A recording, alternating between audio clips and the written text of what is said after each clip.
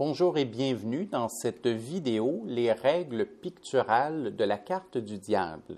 Je vous rappelle très rapidement les règles picturales que nous avons vues en détail lors du premier vidéo de cette série. Les règles picturales stipulent que ce qui se trouve vers la gauche de l'arcane représente le passé, l'introversion et le passif. Ce qui se trouve vers la droite de l'arcane, le futur, l'extraversion et l'actif. Le haut de l'arcane est en lien avec le spirituel et le divin, alors que le bas de l'arcane avec le concret et la vie matérielle. Et peut-être le plus important, les corps sur la carte représentent l'action et la tête représente l'intellect, le cérébral. Allons regarder notre carte du diable. La première chose qui nous frappe sur la carte du diable, c'est que nous avons trois personnages et les trois personnages sont debout. Et l'on a vu depuis le début de cette série que des personnages qui sont debout représentent un côté actif.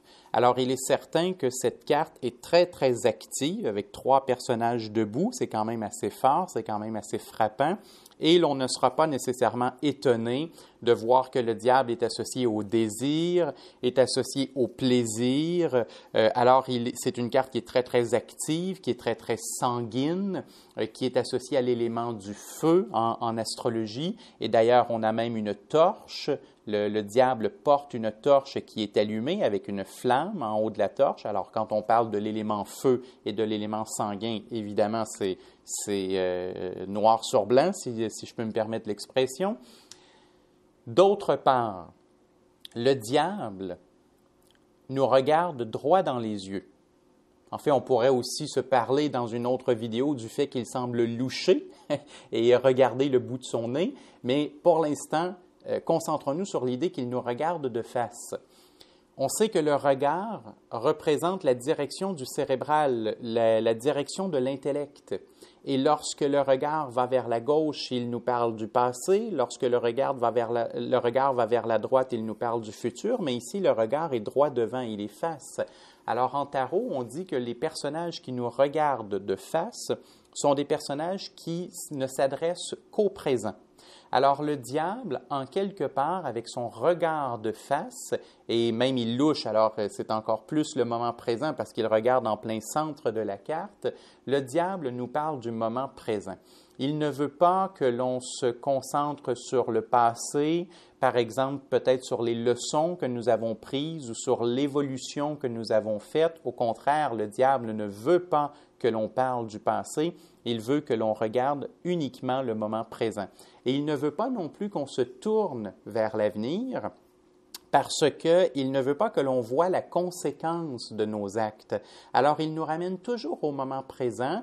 Et si je pouvais utiliser, par exemple, une image gastronomique, je dirais que le diable regarde le gâteau qui est devant lui et il ne veut voir que le moment présent, donc que le plaisir actuel à consommer le gâteau. Il ne se pose pas de questions sur le passé, à savoir s'il a par exemple déjà été malade, à trop manger de gâteau, et il ne veut pas non plus regarder dans le futur en se posant par exemple comme question, est-ce que je pourrais obtenir des problèmes de santé ou est-ce que le fait de manger trop de gâteaux pourrait donner des problèmes de santé dans l'avenir? Non, il ne veut pas regarder l'avenir, il ne veut regarder que le gâteau, que le moment présent, et c'est pour ça que le diable nous parle toujours de nos instincts, nous parle toujours de nos désirs, nous parle toujours de nos pulsions, de ce que l'on a envie de faire au moment actuel. Et donc, la carte du tarot du diable va toujours représenter quelqu'un qui a tendance à répondre dans l'immédiat à ses plaisirs et évidemment, de temps en temps, il va peut-être en payer le prix parce que répondre immédiatement à son désir sans penser au passé ni au futur, ça peut mener à des excès de toutes sortes, des excès dans les plaisirs, dans les désirs et après, il y a des lendemains qui déchantent, hein? Il y a des lendemains qui sont plus difficiles à cause de la carte du diable. Les autres éléments dans les règles picturales nous disent que les actions des personnages, ce qui se passe sur la carte, sont toujours également très, très importants. Et ici, nous avons deux personnages. Nous avons dit qu'ils étaient debout, donc il y avait le côté actif qu'on s'est bien expliqué, mais il faut voir qu'ils sont enchaînés à l'enclume du diable. Ils sont attachés par le cou et ils ont les deux mains dans le dos, un peu comme s'ils étaient ligotés, ou à tout le moins peut-être qu'ils sont volontaires, mais ils ont tout de même les deux mains dans le dos ici. Et c'est pour ça que le diable va symboliser ce qui nous attache au plaisir, ce qui nous attache au désir et ce qui fait que l'on perd en quelque part une partie de sa liberté à cause de ses instincts, à cause de ses pulsions. Vous savez, par définition, l'idée d'une pulsion et l'idée d'un instinct, c'est que c'est quelque chose que l'on contrôle difficilement et qui finit parfois par avoir le dessus sur nous. Et le diable va symboliser le type de passion, le type d'instinct et le type de pulsion qui peuvent parfois avoir le dessus sur notre volonté et sur notre conscience. C'est pour ça que le diable est une carte qui doit être travaillée très adéquatement par le consultant pour en arriver à la maîtrise des passions. Et j'attire votre attention sur quelque chose de très intéressant dans ce sens. Un autre nom pour le diable que vous avez sûrement entendu souvent, c'est celui de Lucifer. Et Lucifer vient du latin luxis ferro, qui veut dire porteur de lumière. Et la raison pour laquelle on avait appelé le démon ou le diable Lucifer, c'est qu'on disait qu'il était porteur d'une lumière qu'il devait apprendre à chevaucher plutôt que d'en être la victime. Et s'il apprenait à chevaucher la lumière du diable, à ce moment-là, il pourrait réintégrer le paradis, il pourrait réintégrer le divin.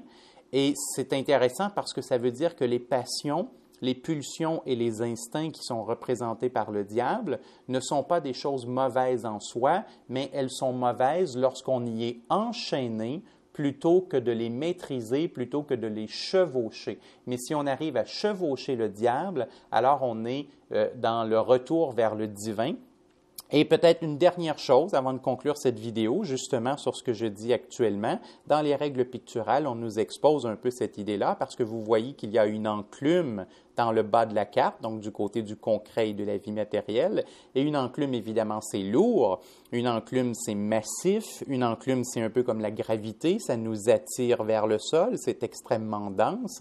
Et l'on voit effectivement qu'a priori, ce sont les passions, les instincts et les pulsions qui vont nous ramener vers le concret, vers la vie matérielle et qui vont faire que ça sera très difficile de se dépêtrer et de se sortir de là. Mais quand on revient vers le haut de la carte, on voit le feu, la flamme qui monte dans les airs, on voit le casque du diable qui touche quand même au spirituel et au divin, et on voit lors de la restauration du tarot qu'on lui a remis ses ailes bleues. Bien que ce soit des ailes de chauve-souris, elles sont bleues, la couleur de la spiritualité, et elles peuvent battre des ailes pour s'élever vers le divin, pour s'élever vers le spirituel. Et l'on voit bien avec la flamme, avec les ailes bleues et avec le casque du diable, que cette carte appelle à dépasser la lourdeur de l'enclume et la densité de l'enclume pour être capable, avec ses passions, avec ses instincts et avec ses pulsions,